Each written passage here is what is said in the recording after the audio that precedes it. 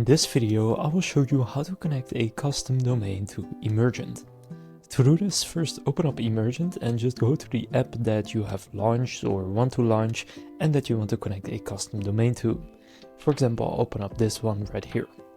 Now from there, if you have already deployed the app, you can click on redeploy in the top right, and then from there you will see this. So if you haven't yet deployed your app, in the chat just go to deploy, and from there your app will be deployed.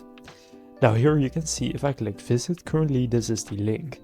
Now I'll show you how to connect a custom domain.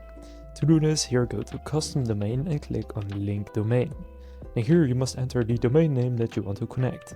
For example, I'm just going to go to GoDaddy right here, which is where I have a domain, and open up my products. You can also use a different registrar such as Namecheap or whichever one you use. So for example, I've got this domain right here, so I'll just copy this, and on Emergent I'll paste this in and click next.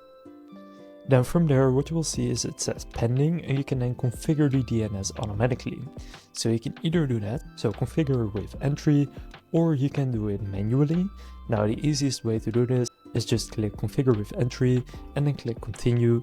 Then it will analyze where you bought your domain and it automatically sets up the DNS records for you.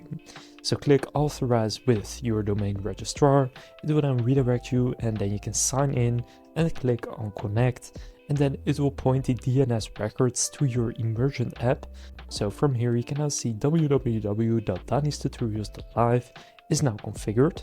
Now from here, if I now go back here to the deployment, then you'll see that danistutorials.live is still pending. Now the reason for this is that it takes quite some time for the DNS records to propagate. It can take up to 48 hours. So that's why it currently still says pending, but after you have followed these steps, then you have done it correctly and it will connect.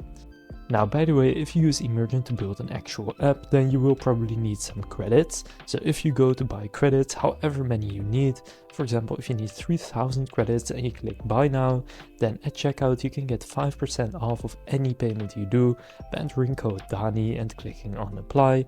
You can see 5% off. So you can use this as many times as you want. So now you know how to connect a custom domain to your Emergent app. If this video was helpful, please consider leaving a like and subscribing to my channel. With that being said, I will see you in the next video.